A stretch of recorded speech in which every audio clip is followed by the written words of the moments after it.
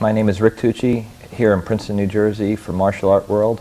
We have a special guest, Sifu Dan InoSanto, today. We'll be doing an interview with Sifu Dan InoSanto.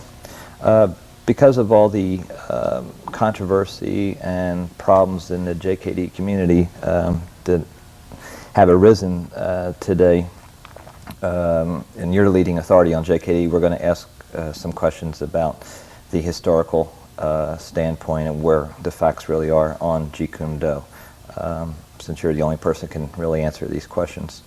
We'll start with a little bit of the history of it. When and how did you meet Bruce Lee? I met Bruce Lee in 1964 on the first International Karate Championships in Long Beach, California. Okay. And did you start training with him right away, or? Immediately right after the first Internationals, I started to train under him. Okay. Was it privately or? Privately. Okay. And was it in Los Angeles, or? It was in Los Angeles.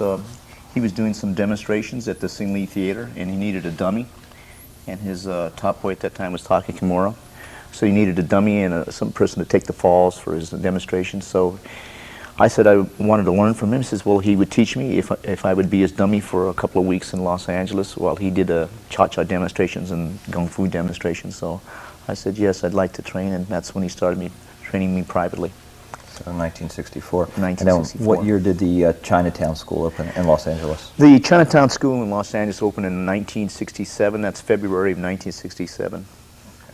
So did you have an instructor's rank under Bruce Lee at that time when it opened, or? At the time the school was open in February 1967, he gave me instructor ranking. In which arts? Jianfang Kung Fu, the Tao of Chinese Kung Fu, and Jeet Kune Do, 3 separate arts. So there was actually 3 different arts. 3 different arts in which he gave rank in, yes. Okay. And who taught most of the classes at the Chinatown School? The majority of hours? I taught the majority of classes, maybe 90% of the classes in Chinatown for Sifu Bruce. It's because he liked to train, and he felt that if he taught, he wouldn't have his time for his own training. So it was told me in the beginning if he started, I would do the majority of the teaching, and then to keep me up to date, he would teach me privately so that I would keep up to date on the latest things. Okay. So actually the people that studied under you at the Chinatown School were actually, you would say, trained more by you than actually Bruce Lee at that time? Yes, they were. They were more your students? I mean, they were Bruce Lee students, but they were actually, you were training them more? He was what you would refer to in Chinese martial art as the Qigong, and I was the Sifu. But we referred to him as Sifu Bruce. Okay. When Bruce Lee taught you privately, was the curriculum different than was taught at the school? Yes, it was. See, there were certain things that he wanted to taught at the school in Los Angeles, Chinatown, and there were certain things that he taught to me privately. Things I think where he was maybe experimenting on, and things that he wanted to work on himself. And I just got the benefit of him wanting to work on the latest things, and I was used as a sparring partner and things of that sort. Okay, so he took things further in private lessons. Right. It was more expanded in our private sessions.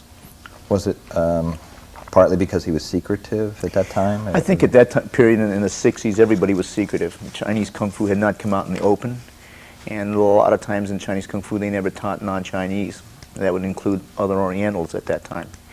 And so it was very, very secretive, and everybody thought that way, and that was the way they thought, but it's not true here in the 1990s, but at that time, in the 60s, it was very, very secretive. It was coming out of that type of environment.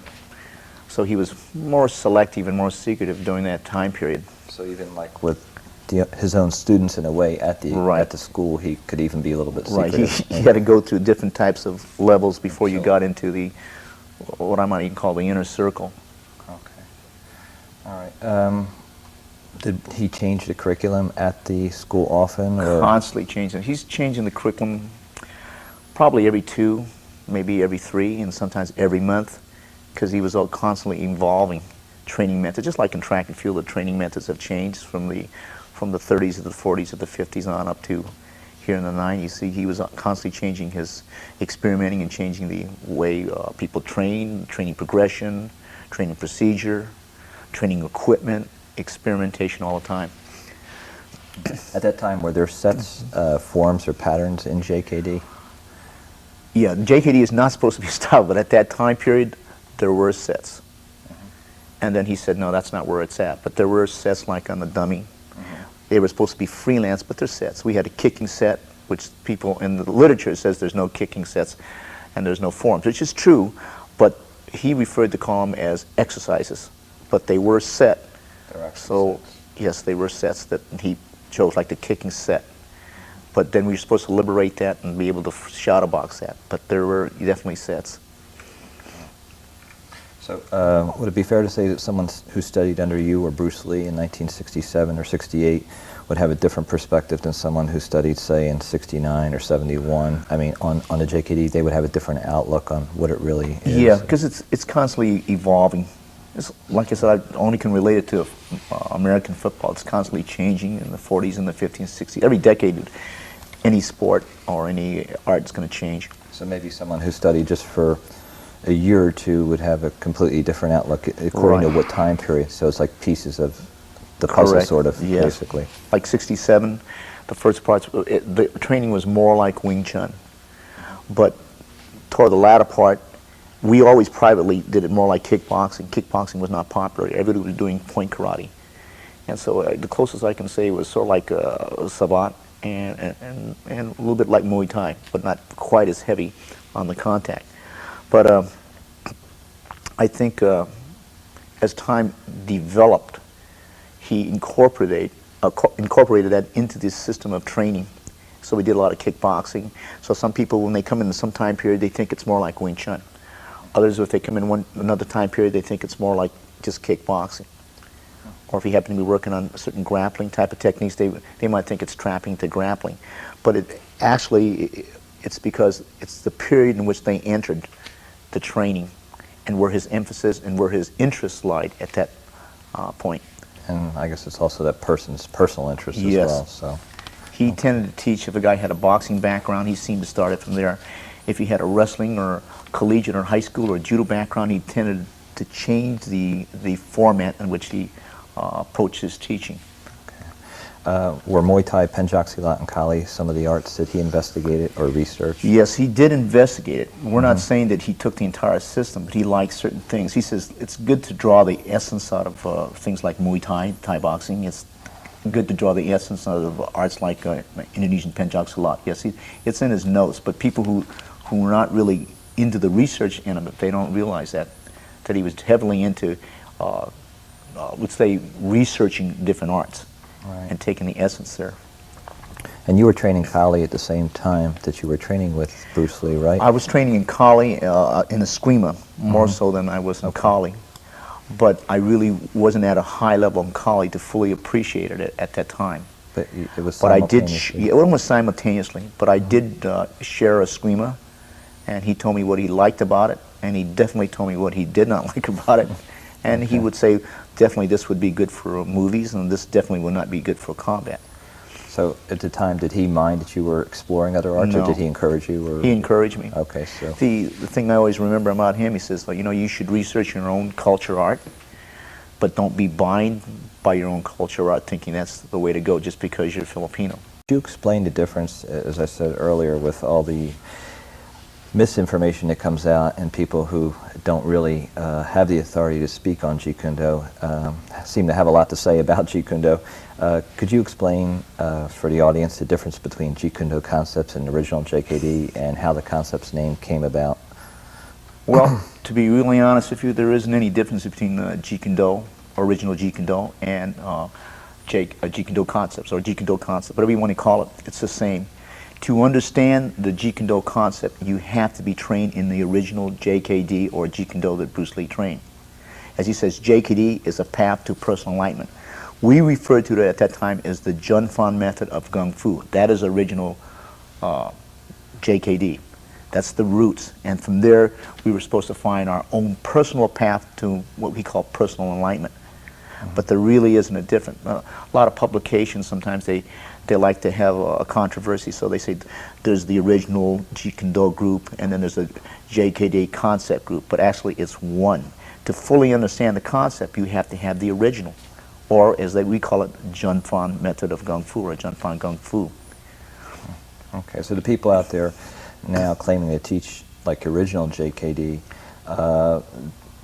Do they know? They don't really know the No, original they don't training really know methods that. or curriculum. They don't know the curriculum. It's funny, the people that sometimes are proponents of that particular view of original JKD usually don't know the original. And then they don't realize that the original Jeet Kune Do was different in the late parts of 1966, and it was different in 1967, 68, 69, because it was in constant flow. And then he says, okay, this is Jun Fan Gung Fu. But sometimes we refer to as Jun Fan Gung Fu as the material that preceded 1967. Some people view it as that, but actually it's one, because the roots flows from there. Okay. I understand that he kept meticulous records on the people that he taught privately. You know, when he taught that person, how long he taught that person. Is that true? Yes, he did. So if he taught someone like, let's just pick a name, Steve McQueen, he would have a record that he He'd taught. have a record. He'd say 1 p.m. train Steve McQueen or something like that. Very meticulous at that time period. So if anyone is basically claiming they trained privately under him, this could easily be disproven if this information yes. comes out to the public. All you have to do is just get the log book or his agenda book, and you could see who trained so many hours. And how many hours they put Right. in and that type of thing. There is a difference, though, if I can interject this. There's a difference between being a Jeet Kune Do student and a Jeet Kune Do instructor. There is definitely a difference. You know, you can attend University of California. That doesn't mean you're a graduate at University of California. And a lot of people say, well, I'm a Jeet Kune Do student, but they really, they can be in heart, I believe, but they're really not, they don't really have what I call a full understanding of what the term means, and they use it because it's a very popular art, and he was a very popular man at a certain time period. So I think that's what has happened. Yeah. That's for sure. From what I understand, you're the only person to ever receive third level, which is the instructor level, personally by Bruce Lee in Jeet Kune Do. Is that correct? Yes. So no one else has received that rank from Bruce Lee. I mean, I know Sibak Taki He's my senior, and, yes. and Sibak James Lee, of course, were your seniors, but even they didn't receive that particular rank of third level in Jeet I believe Kune Do, so. James Lee received 3. He did receive a 3 Right. in Jeet And Kune Do. Taki Kimura is graded in Jun Fan Gung Fu. In Jun Fan Gung Fu. Right. Okay. Just so we can clarify those things. Okay. And have they made any instructors in Jeet Kune Do? According to the 2 most senior students of James Lee, that's Alan Zhou and George Lee, who are probably age 70 now. They're probably the most senior, and they told me that he did not make any instructors in the Oakland area. That's James Lee, who was my senior. Taki Kimura has made instructors for his own personal school in Seattle, which is underneath his grocery store, but he has not made any instructors. Okay, so there's nobody out there publicly under them right now. No. As far as, okay. Another kind of level here is Bruce Lee, when he was teaching, was he a patient kind of teacher, or what type of? It would depend on the day. Okay. And for the most part, he was very patient with me. And then some days he would be impatient for me to learn very quickly. So it appears sometimes that he was impatient. Okay. What was it like to spar with Bruce Lee? Well, he's way out of my class, as I early found out within the first 2 years. And then later on, he just sort of light tapped me in the face and things of that nature. And the first part of the years, he really kind of banged me up a little bit, you know. But very challenging. He's way out of my, I would say, my class. But, well, I mean, was as far as like his people know him obviously from the movies mainly. Right. Was his speed and power really His, like when you stood in front of him to really? His speed is it's awesome. His power is very awesome. Pound for pound, I think he's probably one of the strongest punchers I've seen. Wow. And that includes probably boxers. But definitely fast, definitely powerful when he punched. When you worked in the movie Game of Death, did you, besides Game of Death, have you worked in other films or movies with Bruce Lee? The Green Hornet series is the only other one. In the Green Hornet series? Right. You did what part A was little small. that? I doubled for a man named Mako, and the series called something about the praying mantis, the night of the praying mantis or something of that effect, and I doubled for Mako. Okay. Did you enjoy like working on Game of Death with him? Was it fun? Or? Yeah, I enjoyed it, and I had a chance to. I went back to Hong Kong really not to do the picture, but to sort of catch up and be upgraded in the material that he thought was important for Jeet Kune Do and Janfang Kung Fu. Was he changing even further then? Yeah, when he was always constantly researching and constantly changing his curriculum to, I think, really to suit him, and then maybe to suit somebody close to him. Okay. How did his death affect, your teaching of Jeet Kune Do, and what sort of took place when, when he died, as far as how you would go about teaching Jeet Kune Do or not teaching it, or what? At that time, because of the death and because of his philosophy, at that time we really didn't openly teach Jeet Kune Do, and it was never supposed to be mass distributed. But so many people all over the world were saying they were Jeet Kune Do, so finally we started to come out and started to teach it little by little. But his death affected us in the standpoint that we were close to him, and we liked him a lot. So for the majority of people that were training in Jeet Kune Do, it was a setback for a while. But you kept a group going? Yeah, I had a small group in the back of my yard that I had. Even the Chinatown group never had signs on it. It was just a window, and they painted it red, and no one knew what it was. 628 College Street, and that's where we practiced. And then we took it into the garage. And then at that time, I built a small little gym in the back of my yard, and we practiced there. And then we moved it to, when we started to teach the Kali openly, we had one JKD class, and the other classes were blend. And we taught things like certain aspects of Wing Chun, certain aspects of Western boxing, to include the kicks and certain maybe grappling techniques here and there. That's what we refer to as the blend. And we introduced, as time went on, different arts to the public. But we always had just one JKD class, and usually at that time period they were voted into the class. But now I have a beginning Jeet Kune Do class, or we call it Janfang Kung Fu class, and they go through the stages of stage 1, stage 2, and stage 3.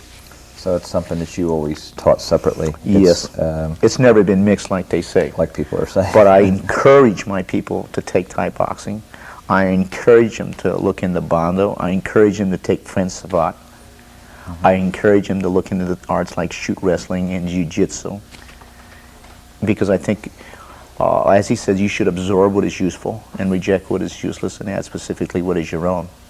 And I think you're better off if you have the foundation of Janfang Kung Fu, or original JKD, as people say, then you can utilize different arts that you see.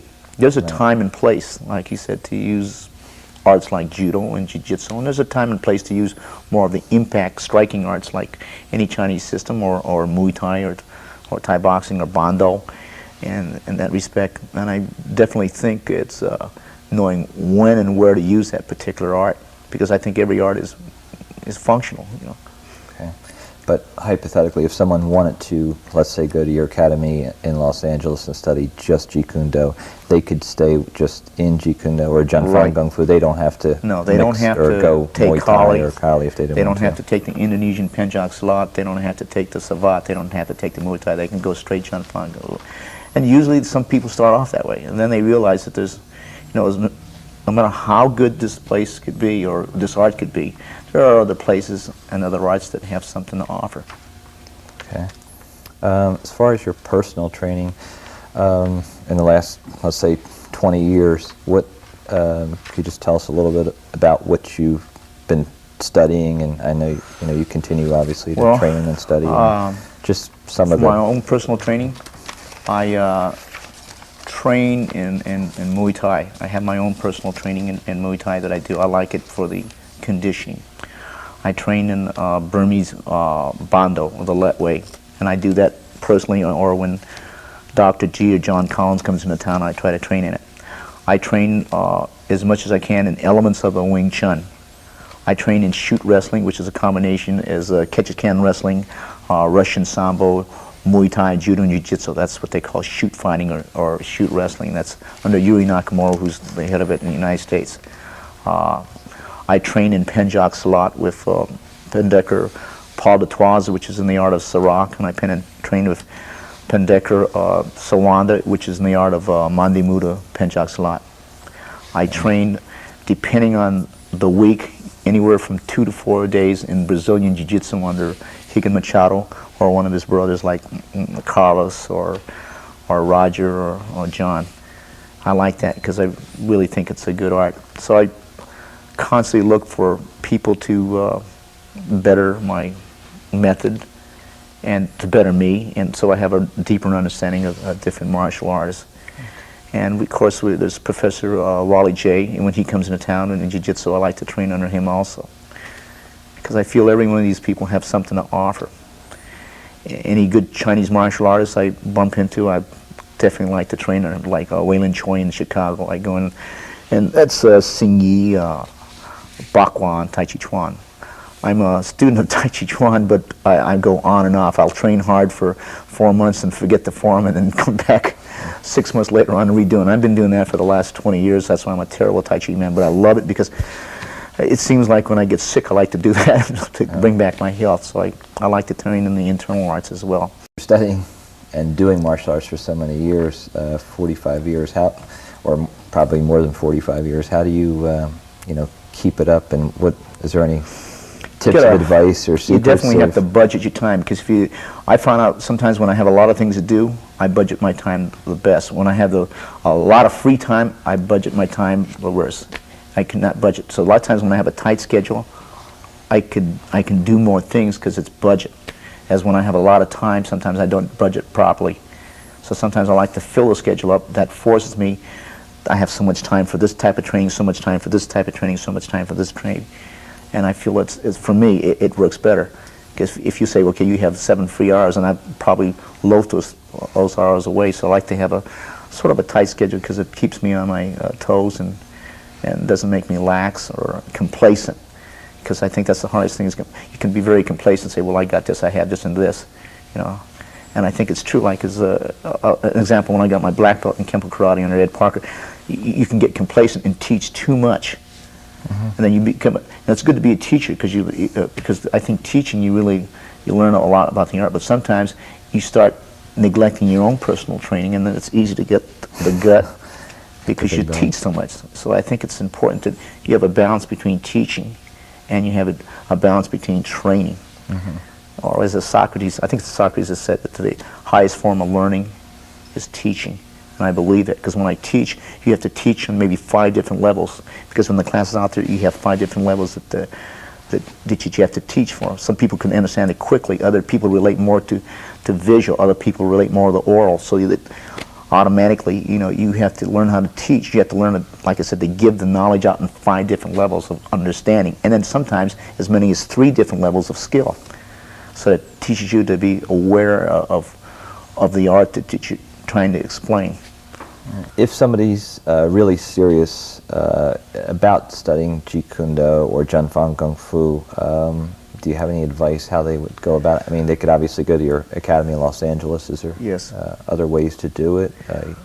Probably the best is to give a phone call to the InoSanto Academy in Los Angeles. It's right near the airport, about maybe 5 minutes away from the airport. And we can refer you to a person who has trained in Junfang Kung Fu, which a lot of people now call original JKD. But that's Junfang Kung Fu, and they can, my wife or the person on the office will probably refer them to some person in the area, maybe 1 or 2 or 3 people in the area that are certified and definitely qualified to teach the philosophy and the principles and the strategies and the concepts of the late Bruce Lee in Jeet Kune Do.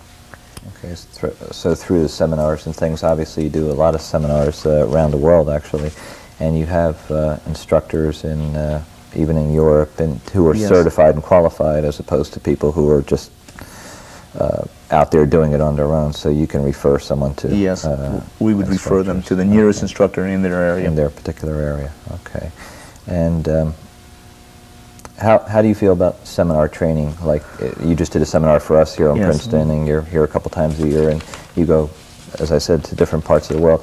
How do you feel about students in seminars in general, and do you enjoy teaching seminars? And Well, I started doing seminars in, I think it's probably 1977, and I used to do like just maybe one every 3 months. And I really feel, at that time I didn't think you could produce any good students in a seminar, but here in 1995, some of the best people I've ever produced in the United States are via the seminar training. You know, like some of those guys pick up as many as 30 to 90 hours, and then they go back and they practice the art. And when I see them the next time, they make remarkable improvements.